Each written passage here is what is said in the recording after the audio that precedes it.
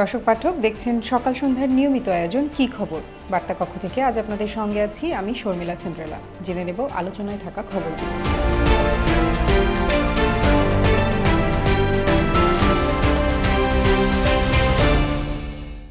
এবছর দেশে ডেঙ্গুর বিস্তার যতই হোক না কেন তাদের মধ্যে মৃত্যুর সংখ্যা অনেক বেশি হবে বলে আশঙ্কা করছেন চিকিৎসকরা। কারণ মশাবাহিত এই রোগের প্রকোপ কয়েক বছর ধরেই দেশে দেখা যাচ্ছে, ফলে অনেকে এ রোগে আক্রান্ত হয়েছেন, ফলে তাদের রোগ প্রতিরোধ ক্ষমতা কমে গেছে। এতে তারা আবার আক্রান্ত হলে মৃত্যুর আশঙ্কা বাড়ছে। গত বছর আওয়ামী লীগের তহবিলে 1 কোটি টাকা দিয়েছে মেঘনা ব্যাংক, যা আইনের স্পষ্ট লঙ্ঘন হিসাবেই দেখা হচ্ছে। বেসরকারি ব্যাংকটি থেকে যদিও বলা হচ্ছে তারা CSR খাত থেকে এই অর্থ দিয়েছে, তবে তা নিয়েও রয়েছে প্রশ্ন। বিষয়টি নিয়ে কথা বলতে কি খবরে যুক্ত হচ্ছেন সহকর্মী মনিরুল ইসলাম। মনিরুল ইসলাম, আপনাকে স্বাগত। ধন্যবাদ সিন্ড্রেলা। আচ্ছা, রাজনৈতিক দল পরিচালনার জন্য তো অর্থ প্রয়োজন, সেটা কোত্থেকে আসে? আর মেঘনা ব্যাংক থেকে আওয়ামী লীগের এই টাকা নেওয়া নিয়ে এত আলোচনা কেন হচ্ছে? সিন্ড্রেলা, দেখুন, রাজনৈতিক দলগুলো কাজ করে জনগণের জন্য, ফলে তাদের অর্থের যোগানটা জনগণের মধ্যে থেকে আসবে, সেটাই স্বাভাবিক। সেটা বাংলাদেশ না, বিশ্বের অন্য দেশে যেমন যুক্তরাজ্য কিংবা যুক্তরাষ্ট্রের কথাও যদি আপনি ধরেন, তাহলে রাজনৈতিক দলগুলো জনগণের কাছ থেকে অর্থ সংগ্রহ করে এবং এই অর্থ সংগ্রহের উৎসগুলো নানা রকম হয়। কখনো হচ্ছে গিয়ে রাজনৈতিক দলগুলোর হচ্ছে গিয়ে নিজস্ব যে কর্মী সমর্থক তারা অর্থ দেয়, বা বিভিন্ন প্রতিষ্ঠান থেকেও তারা অনুদান নিতে পারে। এভাবেই রাজনৈতিক দলগুলো পরিচালিত হয়। তো এখানে মেঘনা ব্যাংকের ক্ষেত্রে যেটা মূল আলোচনা, রাজনৈতিক দলগুলোকে হচ্ছে গিয়ে প্রতি বছর তাদের আয় ব্যয়ের হিসাব নির্বাচন কমিশনে জমা দিতে হয়। আর আওয়ামী লীগও সেটা দিয়েছিল গত 27 জুন, এবং এটা দিয়েছিলেন আওয়ামী লীগের কোষাধ্যক্ষ HN আশিকুর রহমান। তো তিনি তখন জানিয়েছিলেন যে তাদের যে আয়ের উৎস তার মধ্যে হচ্ছে গিয়ে তহবিলে 1 কোটি টাকা অনুদান পাওয়া গেছে মেঘনা ব্যাংক থেকে। এবং মজার বিষয় হলো হচ্ছে গিয়ে আশিকুর রহমান নিজে ওই মেঘনা ব্যাংকের চেয়ারম্যান। তো তখন থেকে হচ্ছে গিয়ে বিষয়টা আলোচনায় আসে। আলোচনায় আসার মূল কারণটা হচ্ছে টাকার অঙ্কটা, যে 1 কোটি টাকা আসলে নেওয়া যায় কি না। এভাবে টাকা নেয়ার বা দেয়ার বিষয়ে বাংলাদেশের আইনে কি বলা হয়েছে? বাংলাদেশের রাজনৈতিক দলগুলো পরিচালিত হয় মূলত গণপ্রতিনিধিত্ব আদেশ দিয়ে। ওই আইনটার মাধ্যমেই কিন্তু হচ্ছে গিয়ে দলগুলো কী করতে পারবে কী করতে পারবে না সবগুলো নির্ধারিত হয়। এবং বিদেশেও হচ্ছে গিয়ে এই যে তহবিল সংগ্রহের ক্ষেত্রে রাজনৈতিক দলগুলো যখন অর্থ সংগ্রহ করে, বিভিন্ন জায়গা থেকে অর্থ নেয়, কতটুকু নিতে পারবে কতটুকু নিতে পারবে না সেটা নির্দিষ্ট করা থাকে। যেমন যুক্তরাজ্যের ক্ষেত্রেও আছে, যুক্তরাষ্ট্রের ক্ষেত্রেও আছে, এবং যুক্তরাষ্ট্রের ক্ষেত্রে হচ্ছে গিয়ে স্টেট প্রতিটা রাজ্য অনুযায়ী হচ্ছে গিয়ে এই আইনের হচ্ছে গিয়ে ফারাকও আমরা দেখছি, যে কোনো রাজ্যে এই পরিমাণ অর্থ নিতে পারে, একজন ব্যক্তির কাছ থেকে এই পরিমাণ অর্থ নিতে পারবে কিংবা পারবে না, এগুলো দেয়া থাকে। আমাদের বাংলাদেশের গণপ্রতিনিধিত্ব আদেশে আছে যে একটি পঞ্জিকা বছরে একটি দল একজন ব্যক্তির কাছ থেকে সর্বোচ্চ 10 লাখ টাকা নিতে পারবে, আর যদি প্রতিষ্ঠান হয় সেক্ষেত্রে নিতে পারবে 50 লাখ টাকা। আর এখানেই হচ্ছে গিয়ে আইনটার লঙ্ঘন হচ্ছে বলে সবাই বলছেন। এই আইন লঙ্ঘন করলে শাস্তি কি? নির্বাচন কমিশন কি কিছু বলেছে? এই আইন লঙ্ঘনের শাস্তি কি সেই বিষয়ে হচ্ছে গিয়ে কিছুটা ভিন্ন মত আমরা দেখছি যে বিশেষজ্ঞদের কাছ থেকে। আমাদের যিনি এই প্রতিবেদনটি করেছেন যুক্ত ছিলেন, তিনি হচ্ছেন খায়রুল বাশার। তিনি যখন কথা বলেছিলেন আমাদের সাবেক নির্বাচন কমিশনার রফিকুল ইসলামের সঙ্গে, রফিকুল ইসলাম বলছেন যে কোনোভাবেই হচ্ছে গিয়ে একটি প্রতিষ্ঠানের কাছ থেকে এক পঞ্জিকা বছরে 50 লাখ টাকার বেশি নেওয়া যাবে না, এবং সেটা যদি কেউ নেয় তাহলে এর জন্য 10 লাখ টাকা জরিমানা করা যায়। এটা গণপ্রতিনিধিত্ব আদেশ অনুযায়ী যেটা হচ্ছে বলা হচ্ছে, গণপ্রতিনিধিত্ব আদেশের অনুচ্ছেদ 44-এর গ ধারায় এটা আছে।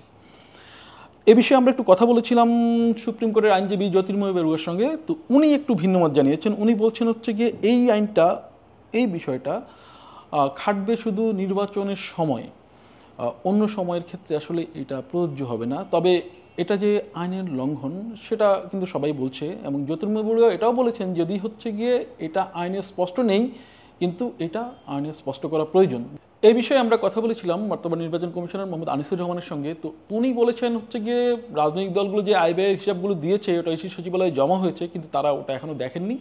দেখে তারপর ওনারা হচ্ছে গিয়ে যদি আইনের লঙ্ঘন হয় তারা এটা খতিয়ে দেখে ওনারা পদক্ষেপ নেবেন। আচ্ছা, এই বিষয়ে মেঘনা ব্যাংকের বক্তব্য কি? আওয়ামী লীগ নেতারা কি কিছু বলেছেন? দেখুন, মেঘনা ব্যাংকের চেয়ারম্যান যিনি একই সঙ্গে আওয়ামী লীগের কোষাধ্যক্ষ, তিনি সেদিন বলেছিলেন, যেদিন তিনি হচ্ছে গিয়ে নির্বাচন কমিশনে হিসাবটি জমা দিয়েছিলেন তার দলের, সেদিন তিনি বলেছিলেন যে 1 কোটি টাকা মেঘনা ব্যাংকের CSR খাত থেকে দেওয়া হয়েছে অনুদান হিসেবে, যেটা আওয়ামী লীগের তহবিলে আছে।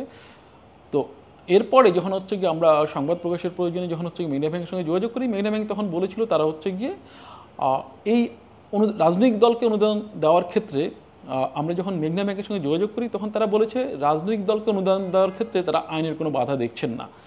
হয়তো আইনে এটা স্পষ্ট করে বলা নেই অনুদান দেওয়া যাবে না, কিন্তু হচ্ছে গিয়ে ওনারা ওই বিষয়টা এড়িয়ে যাচ্ছেন যে আইনের একটা সীমা আছে যে এক পঞ্জিকা বছরে 50 লাখ টাকা বেশি দেওয়া যায় না।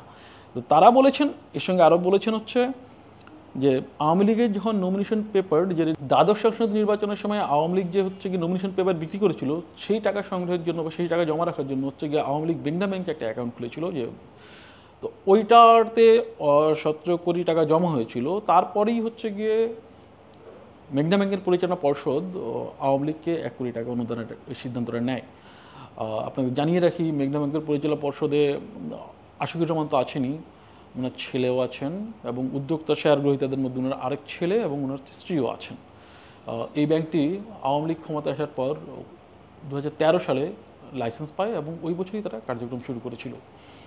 আর বিষয়টি নিয়ে হচ্ছে কি আমরা আওয়ামী লীগের নেতাদের সঙ্গে যোগাযোগের চেষ্টা করেছি। আমাদের এই সংশ্লিষ্ট প্রতিবেদক খায়রুল বাশার ফোন করেছিলেন আওয়ামী লীগের সাধারণ সম্পাদক ওবায়দুল কাদেরকে, তার কাছ থেকে আমরা সাড়া পাইনি। এরপর হচ্ছে গিয়ে আওয়ামী লীগের দপ্তর সম্পাদক বিপ্লব বড়ুয়ার সঙ্গে আমরা যোগাযোগ করার চেষ্টা করেছিলাম, তিনিও হচ্ছে ফোন ধরেননি। বিপ্লব বড়ুয়া ওই দিন যেদিন হিসাব দেওয়া হয়েছিল সেদিন গিয়েছিলেন নির্বাচন কমিশনে এইচএন আশিকুর রহমানের সঙ্গেই। এরপর আমরা যোগাযোগ করতে পারি হচ্ছে আওয়ামী লীগ যুগ্ম সাধারণ সম্পাদক আফম বাহাউদ্দিন নাসিমের সঙ্গে, তিনি ফোন ধরেছেন কিন্তু এই বিষয়ে ফোনে কোনো কথা বলতে উনি সেই মুহূর্তে রাজি হননি। আচ্ছা, এখানে আরেকটা বিষয় আলোচনায় আসছে যে মেঘনা ব্যাংকের সিএসআর খাত থেকে এই টাকাটা দেওয়া হয়েছে, এভাবে কি টাকা দেওয়া যায়? দেখুন, সিএসআর খাতে বা সামাজিক দায়বদ্ধতা কর্মসূচি খাতে প্রতিটা ব্যাংকের একটা অর্থ বরাদ্দ থাকে, যেটা তারা প্রতি বছর ব্যয় করে এবং সেই ব্যয়ের হিসাবটা তারা বাংলাদেশ ব্যাংকে জমা দেয়। তবে সিএসআর এর টাকা কোন কোন খাতে ব্যয় করা যাবে সেই বিষয়ে কিন্তু একটা নীতিমালা আছে এবং এই নীতিমালাটা হয়েছিল 2013 সালে। ওই সময় গভর্নর ছিলেন আতিউর রহমান। আমরা আতিউর রহমানের সঙ্গে কথা বলেছি। আমাদের এই প্রতিবেদনের প্রতিবেদক শেখ আমাদের এই প্রতিবেদনের সহপ্রতিবেদক শেখ সাফায়েতুল ইসলাম এই বিষয়ে যখন আতিউর রহমানের সঙ্গে কথা বলেন, তা আতিউর রহমানের সঙ্গে যখন কথা বলেন, আতিউর রহমান বলেছেন যে হচ্ছে সিএসআর এর টাকা আসলে কোনো রাজনৈতিক দলকে অনুদান দেওয়ার কোনো সুযোগ নেই। সিএসআর এর অর্থ স্বাস্থ্য খাতে, শিক্ষা খাতে, পরিবেশ ও জলবায়ু খাতে এবং দুর্যোগ ব্যবস্থাপনা খাতে দেয়া যায়। এমনকি মেঘনা ব্যাংকের যে আমরা বার্ষিক আর্থিক প্রতিবেদন দেখেছি সেখানেও হচ্ছে 2023 সালে সিএসআর খাতের থেকে আওয়ামী লীগকে অনুদান দেওয়ার কোনো বিষয়টার উল্লেখ নেই।